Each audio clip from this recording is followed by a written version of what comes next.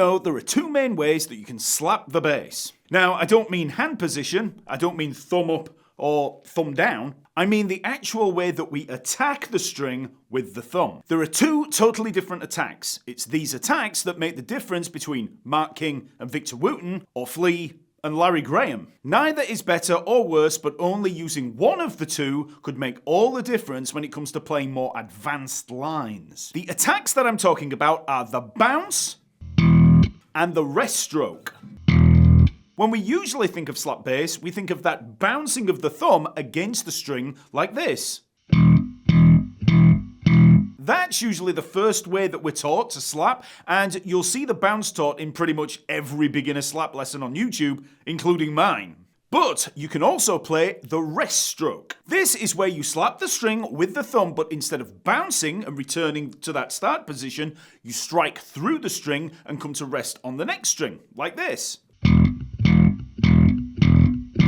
Rest stroke might not give you that manic speed for single strokes that you get from guys like Mark King, but it's absolutely essential for moving into the double thumbing of players like Victor Wooten, as you'll see in a second. Like I said, Mark King uses the bounce, Flea uses the bounce, Lewis Johnson uses the bounce, but Larry Graham uses rest stroke, Marcus Miller uses rest stroke, and Victor Wooten uses rest stroke. To be fair, those rest strokers also use the bounce from time to time.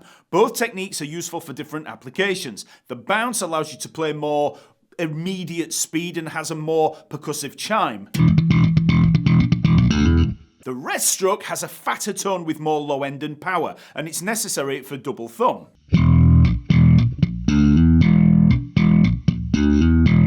Now, as many of you are aware, I've just released the new course, Slap Bass Essentials, over at the TalkingBass website. It's on sale for this release week and features a progressive set of 60 slap grooves working up from the most simple of slap bass lines all the way up to advanced 16th note funk grooves and double thumb lines.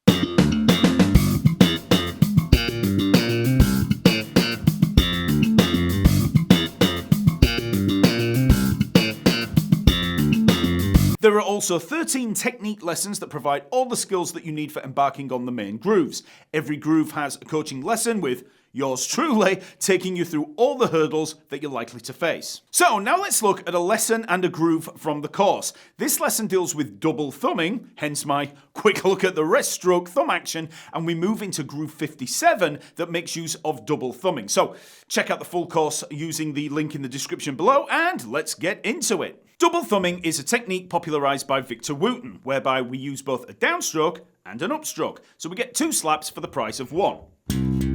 This allows us to gain a lot more speed with the thumb. With a basic thumb bounce, we can only play up to a fairly low speed. But add the upstroke in there, and that's very easy to do.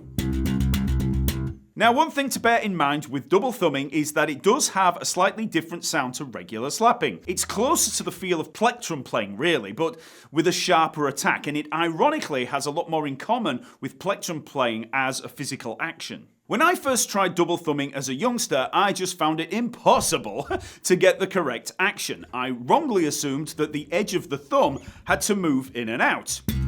You know, with that side of the thumb, the part that you normally hit on a bounce. And this caused me so many blisters, as that part of the thumb was just slicing over the string over and over again on the skin, and I never seemed to gain a callus. It was just blister after blister, sore after sore. But years later, with the advent of YouTube, I was able to watch various descriptions of the double thumb action and realized that I'd been doing it all wrong all that time. You don't use the edge of the thumb for the upstroke. You use the edge of the thumbnail. So here I'll give you a simple approach to mastering the double thumb technique that should save you a lot of time and the pain that I endured for no reason. So let's start with a simple C note at the 3rd fret of the A string. For double thumbing, it is absolutely essential that we use rest stroke rather than the bounce. It's the key to unlocking the technique. So play a basic downstroke with the thumb with rest stroke. So we're going to come to rest on the D string.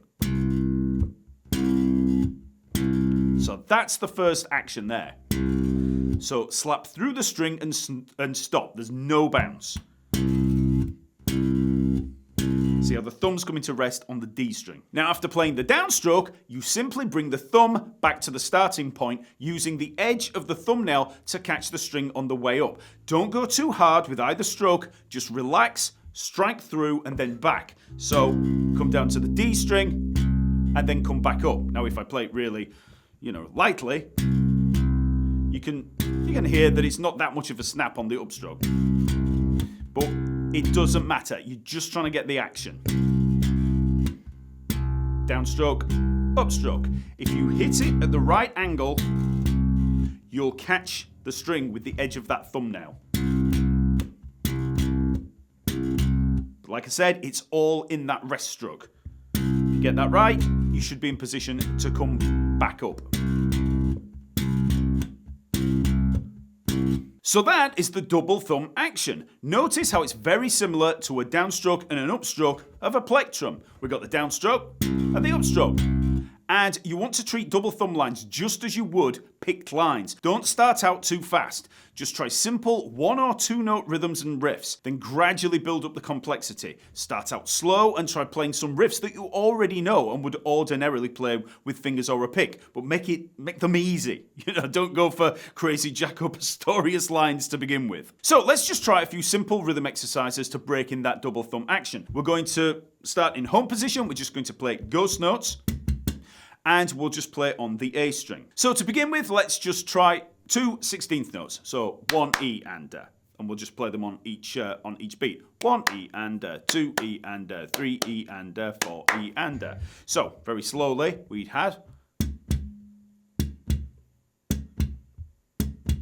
Aim for consistent attack. So you want each of them to be of the same volume.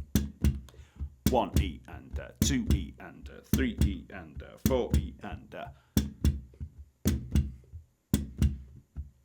Now let's try 3 notes in succession. So this is 1 E and 2 E and. So 1 E and 2 E and 3 E and 4 E and.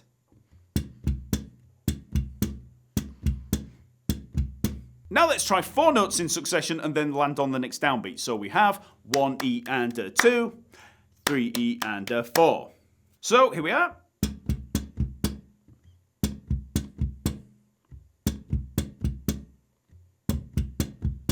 Now let's try that same exercise on the E string. We'll just go straight in for the 4 notes and then the downbeat. So 1 E and 2, 3 E and 4. And if you're having any problems, just work back through the other 2 exercises as well, using the E string. Now let's just try a simple riff that sounds like this. 3 and 4 and.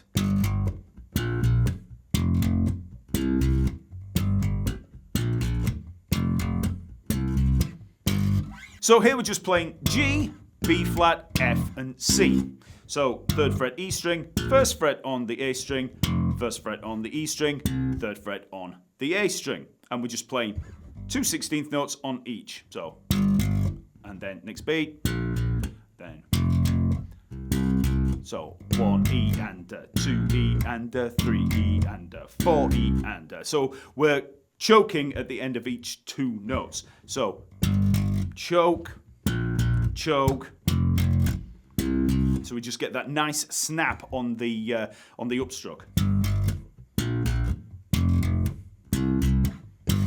Like I said, you want to start out simple with this. Don't just try going in playing Donna Lee like Victor Wooten. You want to start with stuff like this. Just very, very basic riffs. I mean, that's about as basic as it gets.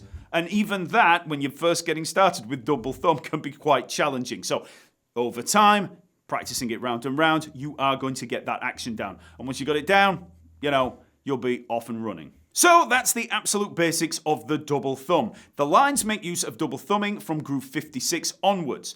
So there are not too many riffs here that use the technique because we're moving into a much, much more advanced niche area of slap playing, and it would be possible to structure a course around that one technique alone. So look out for an advanced follow-up to this course in the future.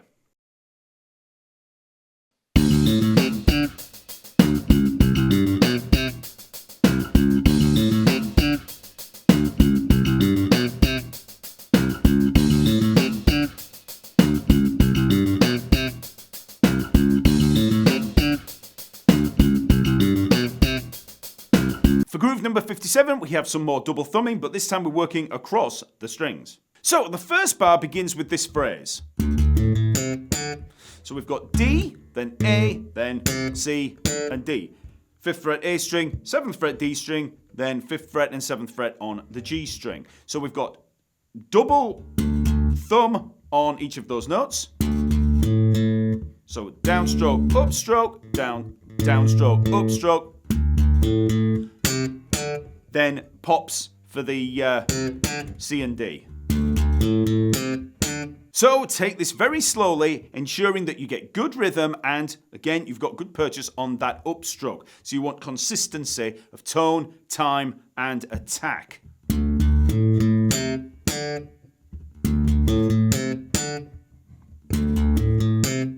obviously in the fretting hand, it's just all 1st and 4th fingers. So you can take that phrase in isolation and just run it round and round until you get it down. Then for beat 4, we have 2 8th notes. D, D flat, 5th and 4th frets, leading us into the C at the 3rd fret. And then we're just coming up, just as we did on the D, through a C, but this time it's more of a major 7. So we've got C, so 3rd fret of the A string, G, 5th fret of the D string, and then B and C, 4th and 5th frets on the G string.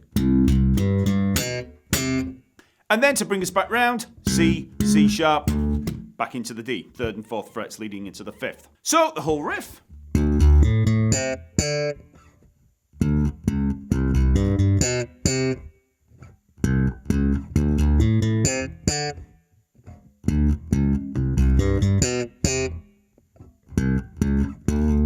So, like I said, take these lines in isolation and run them round and round very slowly,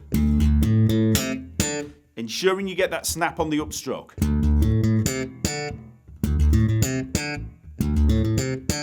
So then you can build up speed and try keeping that attack as you speed up. So, one more time with the track.